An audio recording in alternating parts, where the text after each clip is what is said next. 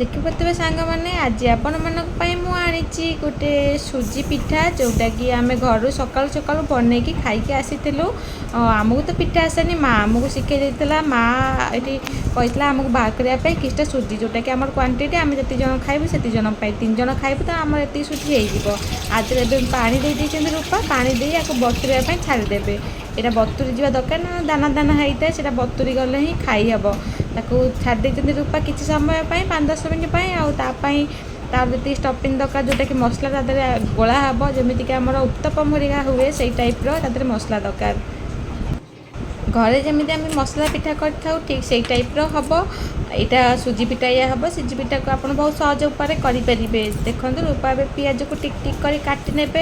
सब मसला दरकार पियाज कंचा लंका आ धनिया पत्र बेसुआ पत्र जीरा आउ टमाटो टमाटो जमे भूलें टमाटो तादे गोटे खटालिया टेस्ट आता है जोटा कि बहुत ही भल टेस्ट लगी था जो आप रिफाइन तेल फास्ट तावे गरम करने बढ़िया से गरम होगापर टिक टिक कर कंचा लंका काटिक रखिदे पकईदे माँ ए कंचा लंका पकई देखते कंचा लंका माँ ए पकईदे जीरा पकई ने कंचा लंका जो जरी जाऊँगी जो छींक बाबारे आप देखिए छींकी छींकी मो अवस्था खराब आउ मुझे जमा घर को आसलिनी रूपार माँ कले जोटा कि स्टफिंग बन सारापर जा मुझे घर को आसली पिठा बनने मुझे जमा भी आसनी रूपा कले आसे मुझे गाधे बाहर पुणी दुकान को बहुत लेट हो ना से बाध्य आसली घर को तो आसू ही नी जीरा देख तो कंचा लंका पकड़ा माँ जीरा पकई नहीं आउ जीरा भरे से बुणी गला तादे पकई ने पियाज आ भेसुआ पत्र ताकू बढ़िया से फास्ट माँ पूरा गोटा स्टफिंग तैयार करदे सीटा है पकई ने टमाटर आउ लुण पकईकी बढ़िया से पूरा सीझला टाइप है भाया भाजी होमी से भाजी हो गले से स्टफिंग ताकू माँ गोलई ने से सुजी ढेरे देखो स्टेप बाय स्टेप केमी कर माँ सुजी पिठा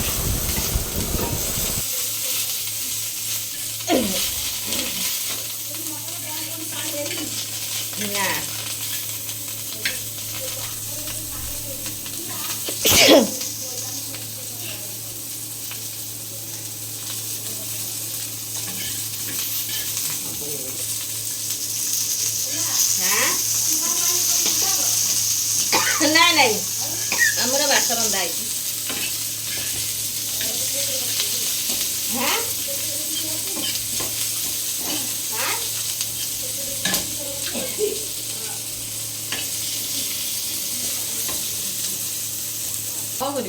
सुजी पिठा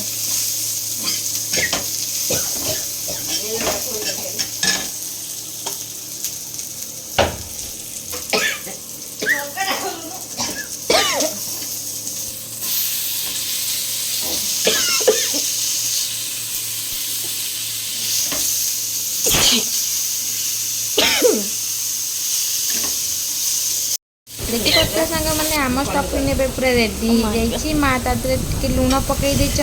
आमर सुजी देहरे आउ स्टफिंग तो अलरेडी लुण पड़ा आउ तादे गोले ने बढ़िया से माँ गोटे चामच द्वारा जो काटी तो हाथ जमा भी पूरेबे भूल रे हाथ में भी गोला हुए तो जोटा आमर आगे एथर होता जोटा आमर ग्राइंडर नाते से जुगे आण को लोक गोलाऊले हाथ में कारण यहाँ शिड़े बटा होता फेणिया हाथ में गोलाऊले तो ये तो फेणा हेनी ना तो हाथ में गोलिया को चेष्टा भी करेंगे तातिक चियाँ लगिज एवं माँ ताको बढ़िया से गोलई नहीं रूपा तेल पकई तावे माँ ताको जोगान ने ए पिठा को चतुरा हमार सिस्टम टी अलग देखिपे माँ केमती चतुरे चतुरे बड़ कर दौरान ये पिठा को एमती ही चतुरा हम ताको बढ़िया से हल्का हल्का चतुरे देवे किस समय छाड़े जमी से तलटा पूरा नाली हो आसपर जाकि ओल्टा हम एमि तो चकुली पिठा सांगे सांगे पकईकि ओल्टाई देवे ये चकुली पिठा नुह ये मोटा होता है ताठार आ बहुत ही टेस्टी हेल्दी होता है देखिपे माँ के हल्का हल्का खेचुंट आ खेचिकी बढ़िया से हल्कई ओल्टाई देवे जमी से भांगनी आउ जदि आप चकुली पिठा टाइप ओल्टाइबे तो यहाँ भांगी ही कारण यहाँ बहुत ही नरम होता है सफ्ट सफ्ट टाइप होता है माँ को बहुत सारा काम अच्छे तो माँ एठू पलैब मुझे पिठा ठिया करी पिठा कर वीडियो करी आपण खाई देखी बहुत ही टेस्टी होता है पिठा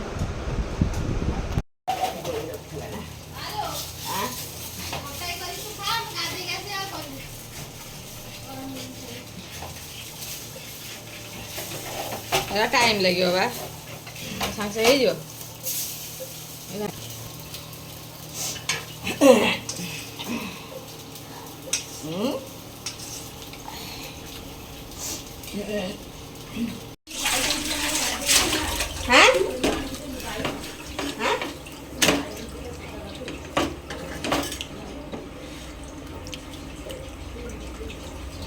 ସୁନ୍ଦର ହେଇଛି ପିଠା।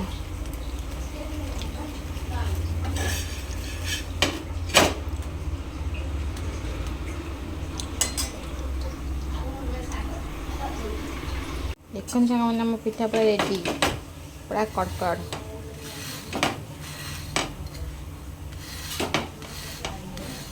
ସାଙ୍ଗ ଦେଖିଛୁ ପଟ ବି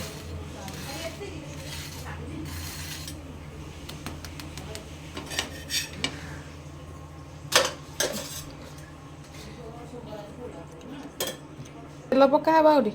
ଆଉ ତା ଦେହରେ ତେଲ ବୁଲା ପିଠା କେମିତି ଉଠିବ?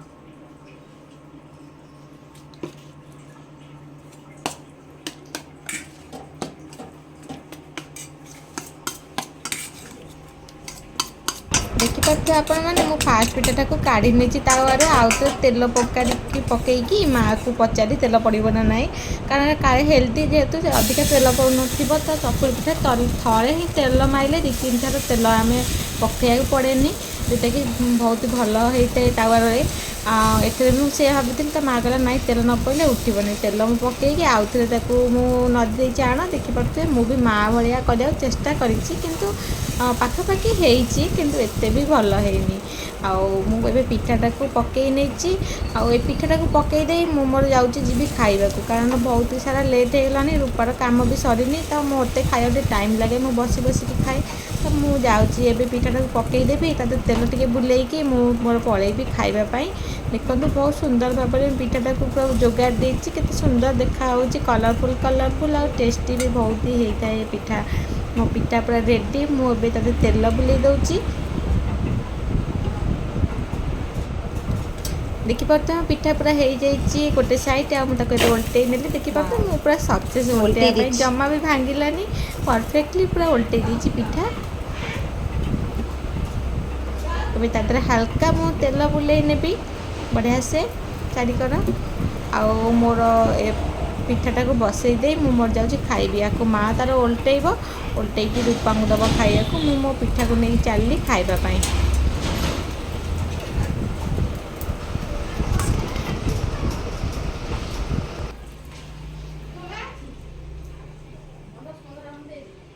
ରୂପାରାଣୀ